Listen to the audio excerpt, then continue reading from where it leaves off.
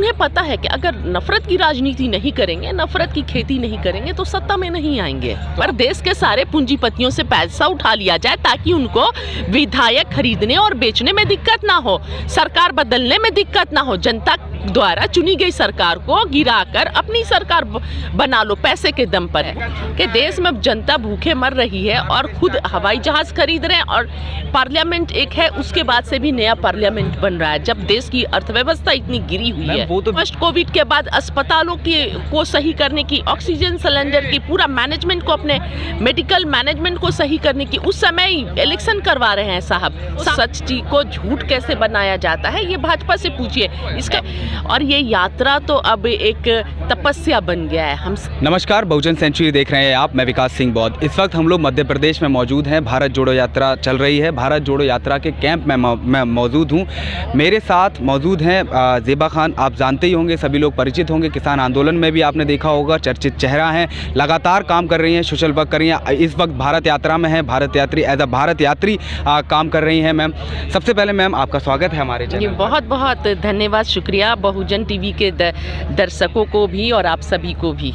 Ma'am, कैसा लग रहा है कि आपको भारत यात्रा, आप शुरू से मैम हैं और अब मध्य प्रदेश में पहुंच चुके हैं, अब राजस्थान पहुंच जाएंगे, तो कैसा अनुभव रहा मैम? बहुत अच्छा लग रहा है और खुशी है कि हम चलते चलते कदम से कदम मिलाते हुए कन्याकुमारी के गांधी मंडपम से जो शुरू हुई थी यात्रा, आज हम मध्य प्रदेश को ख़त्म करके मध्य प्रदेश पूरा चल लिए हैं और अब राजस्थान में थोड़े देर में प्रवेश कर जाएंगे। तो ये अपने आप में बहुत अनोखा अनुभव है कि हम कदमों से नाप दिए ये रास्तों को। जो कभी सुना करते थे कि कोई इतिहास रचता है, आज वो खुद हम इतिहास का हिस्सा बन गए हैं। और बहुत खुशी की बात है कि जो कन्याकुमारी से अलग अलग संस्कृति, अलग अलग धर्म, अलग अलग लोगों से जो मुलाकात हुई है, वो भी अपने आप में एक बहुत अच्छा अनुभव रहा है। सब जगह जो मान सम्मान प्यार मिला है उसके हम ऋणी हैं। खासकर जो शुरू हुआ गांधी मंडपम से, तो वहाँ से होते होते केरला के बाद हम कर्नाटका में इन किए, कर्नाटका के बाद आंध्र प्रदेश और तेलंगाना से होते हुए महाराष्ट्र, मध्य प्रदेश और अब राजस्थान। तो सबसे ज़्यादा आपको कहाँ, किस राज्य में आपको लगा कि यहाँ सबसे ज़्यादा भीड़ हुई है, यहाँ सबसे ज़्यादा राहुल गांधी को पसंद किया गया है?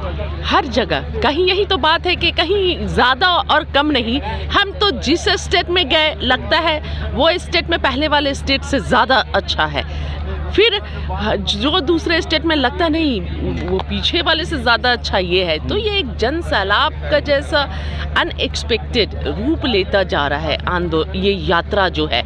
और ये यात्रा तो अब एक तपस्या बन गया है हम सभी के लिए। बीजेपी वाले कह रहे हैं कि मैम ये दिखावा है सिर्फ, मतलब इसका कुछ नहीं होगा मैम, और हम तो 400 पार कर जाएंगे मैम इस बार। देखिए, भाजपा वालों को बोलने दीजिए, ये हम वोट के लिए नहीं कर रहे हैं, चल रहे हैं देश की जनता के दिलों को जोड़ने के लिए, देश की जनता के समस्याओं को सुनने के लिए। और भाजपा का तो एक आदत रहा है हमेशा गलत टिप्पणी करना, जब कुछ नहीं कर सकती है तो बदनाम करना। तो उनके बातों को छोड़ दीजिए। आज देश की जनता समझ चुकी है भाजपा की असलियत क्या है। उनके कथनी और करनी में कोई भी अच्छे चीज को, सच चीज को झूठ कैसे बनाया जाता है ये भाजपा से पूछिए। इसका वो कॉलेज चलाते हैं झूठ बोलने का, और सच बात को झूठ और किसी की छवि बिगाड़ने का वो कॉलेज चलाते हैं, सर्टिफिकेट देने वाला। मैम, वो अपने आप को देश हित में बताते हैं, राष्ट्रवादी पार्टी बताते हैं, और आप लोग मैम आप क्या समझते हैं? देखिए, उनका राष्ट्र कितने राष्ट्रवादी पार्टी हैं हम सब ने देखा है। जैसे रातों रात डिमोनेटाइजेशन हुआ उस समय रातों रात देखा है कितने राष्ट्रवादी हैं। जब कोरोना काल में जो फर्स्ट लॉकडाउन हुआ था और जब प्रवासी मजदूर सड़कों में चल रहे थे पूरा, तो उस समय देखा गया। और किस तरह राजस्थान से जो बसें गई 1000 और उन्हें बैठकर प्रवासी मजदूरों को नहीं जाने दिया गया योगी आदित्यनाथ के द्वारा, सिर्फ राजनीति के वजह से। और यहाँ तक कि प्रियंका गांधी जी ये भी बोली कि आप पोस्टर बैनर्स हटवा दीजिए, अपने लगवा लीजिए, लेकिन प्रवासी मजदूरों को जाने दीजिए। लेकिन उन्होंने गवारा नहीं किया। तो ये उनकी असली राष्ट्रवादिता है, उनकी देशभक्ति है, देश प्रेम है। और कोरोना जब डेल्टा वायरस के समय किस तरह गंगा में लाशें बही हैं, एक तरफ गंगा में लाशें बह रही हैं, कोरोना फर्स्ट में प्रवासी मजदूर मर रहे हैं, और दूसरे तरफ साहब 8,500 करोड़ का हवाई जहाज अपने लिए खरीद रहे हैं। जहां पर देश में ज़रूरत थी फर्स्ट कोविड के बाद अस्पतालों को सही करने की, ऑक्सीजन सिलेंडर की, पूरा मैनेजमेंट को, अपने मेडिकल मैनेजमेंट को सही करने की। उस समय ही इलेक्शन करवा रहे हैं साहब, सारे स्टेट्स में इलेक्शन करवाया जा रहा है, सेंट्रल वेस्टा प्रोजेक्ट लाया जा रहा है। सारे कोरोना के समय, मैम ये तो अच्छा ही हो रहा है ना। नहीं, सारे कोरोना के समय देशवासियों से पैसे उठाकर बोल देते हैं इस पैसे की कोई ट्रांसपेरेंसी नहीं है और आत्मनिर्भर बन जाइए। तो ये उनकी असलियत है कि देश में जनता भूखे मर रही है और खुद हवाई जहाज खरीद रहे हैं, और पार्लियामेंट एक है, उसके बाद से भी नया पार्लियामेंट बन रहा है जब देश की अर्थव्यवस्था इतनी गिरी हुई है। वो तो बीजेपी भारत को जोड़ रहे हैं और वो कह रहे हैं कि आप लोग भारत तोड़ रहे हैं। मैम भारत तोड़ो यात्रा जोड़ रहे हैं, कैसे जोड़ रहे हैं? देश में नफरत फैलाकर, भाई को भाई से लड़वा के ऐसे जोड़ा जाता है भारत। सबका विकास। देखिए, वो अगर सिर्फ जुमला है, बेटी बचाओ बेटी पढ़ाओ जुमला, बाबा रामदेव के क्या शब्द थे आपने सुना, मनीषा वाल्मीकि जैसे कितनी बच्चियां हैं जिनके साथ कैसा इंसाफ हुआ है, वो सारे देश ने देखा है कि वहाँ पर मीडिया को भी जाना बंद था। बेटी जो पढ़ाओ बेटी बचाओ बेटी पढ़ाओ जुमला है ना, उसके बाद से 15 लाख रुपए अकाउंट में आएंगे वो जुमला, सपनों का भारत मिलेगा वो जुमला। आज तक तो जुमला ही दिए हैं देश को, दिए क्या है? और जो पूर्वजों ने संपत्ति बनाई थी सबको बेच रहे हैं ये लोग। किए क्या? ये कहते हैं कि हमने तो करके दिखाया है, आप लोग बोलते हैं। हाँ, वो उन्होंने जो पूंजी संपत्ति बनाई गई थी, जब देश अंग्रेजों के हाथ से जो मिला था एकदम खत्म हालत में, उसको समेटकर जो पूंजी बनाई गई थी, देश को विकास के रास्ते पे लाया गया था, इसरो तक पहुंचाया गया था और बड़े बड़े मेडिकल और इंजीनियरिंग कॉलेजेस खोले गए थे, उन सभी को बेचने का काम वो कर रहे हैं। उन्हें पता है कि अगर नफरत की राजनीति नहीं करेंगे, नफरत की खेती नहीं करेंगे तो सत्ता में नहीं आएंगे। तो आपको लगता है कि नफरत की राजनीति करती है बीजेपी? बिल्कुल लगता क्या है, पूरे देश को पता है। उन्होंने तो बीवी छोड़ दी, पत्नी छोड़ दी अपने देश के लिए। नहीं, जिसे बीवी जिसका परिवार नहीं होगा वो परिवार का दर्द क्या समझेगा?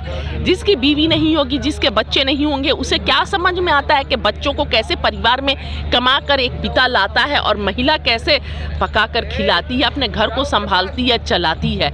इसीलिए रोज देश बेच रहे हैं। 2 लोगों का विकास हो रहा है, अदानी और अंबानी का, और बाकी देशवासियों का शोषण होते जा रहा है। युवाओं के पास रोजगार नहीं है। आज पकौड़ा रोजगार के नाम पर प्रधानमंत्री बोलते हैं, जो सड़कों पर या बाहर में जो ठेले लगाकर चाय बेचते हैं, पकौड़ा बेचते हैं, ये भी तो रोजगार है। तो क्या आपने यही 2 करोड़ प्रति वर्ष युवाओं को रोजगार देने का, यही रोजगार देने का वादा किया था? वो कहते हैं कि आपदा में अवसर खोजना चाहिए, मुसीबत में भी अच्छा सोचना चाहिए। हाँ, अच्छा बिल्कुल बिल्कुल। जैसे उन्होंने आपदा में अवसर खोजा कि सोचे कोरोना आया है, कोरोना के नाम पर देश के सारे पूंजीपतियों से पैसा उठा लिया जाए ताकि उनको विधायक खरीदने और बेचने में दिक्कत ना हो, सरकार बदलने में दिक्कत ना हो। जनता द्वारा चुनी गई सरकार को गिराकर अपनी सरकार बना लो पैसे के दम पर। वो बात सही बोल रहे हैं आप, इस बात से मैं सहमत हूँ। वो तो देश को एक कर रहे हैं और आप लोग तोड़ रहे हैं मैम। हाँ, कैसे जरा बता दीजिए वो कैसे? वो कह रहे हैं कि हिंदुत्व है हम और हिंदू राष्ट्र बनाएंगे हम और ये आतंकवादियों को बाहर निकालेंगे। कौन है आतंकवादी?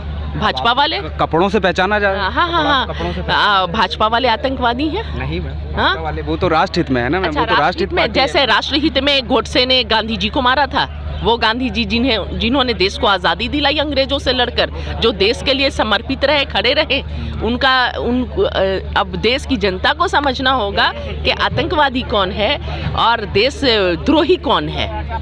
ठीक है। ऐसा भी इल्जाम लगाया जाता है कि राहुल जी तो वीआईपी ट्रीटमेंट में चल रहे हैं मैम, बीजेपी वाले ये इल्जाम भी लगा। हाँ, वो तो देखिए, मैं बोल रही हूँ ना, जैसे किसान आंदोलन चला था, आप तो आते थे। जी, तो वहाँ पर आपको पता है कि किसान कैसे रह रहे थे, सर्दियों में, गर्मियों में, किस तरह परेशानी उठा के। तो वहाँ पर वो क्या दिखाने लगे, जो सच्चाई थी उसको हटाकर मतलब हमेशा बदनाम करने की कोशिश की है। ये तो नकली किसान बैठे हुए हैं, फंड आ रहा है बाहर से, ये तो खालिस्तानी है, ये तो आतंकवादी हैं, ये तो टुकड़े टुकड़े गैंग वाले हैं। उसके बाद से क्या बोलने मीडिया शुरू की कि ये तो पूरा किसान चले गए, पूरा आंदोलन खाली हो गया, कोई है ही नहीं बैठा हुआ। तो मुझसे जब कोई बोलता था, मैं बोली ऐसे कैमरा घुमा लीजिए 10 किलोमीटर तक, पता चल जाएगा। तो ये तो लगातार सफ़ेद झूठ जो बोला जाता है ना, वो तो झूठ बोलने की फैक्ट्री है।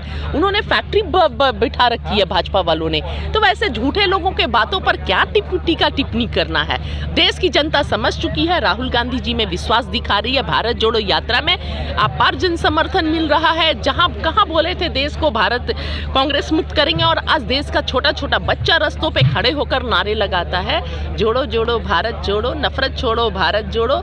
देश का नेता कैसा हो? राहुल गांधी जैसा हो। तो बदलाव आएगा। बिल्कुल बदलाव आएगा, बिल्कुल बदलाव आएगा। जनता जो है ऊब चुकी है भाजपा के षड्यंत्रों से, साजिशों से, झूठ से, फरेब से और उनके शोषण से ऊब चुकी है। जो देश के का जो शोषण कर रहे हैं, गरीबी, महंगाई, भूखमरी से परेशान हो चुकी है।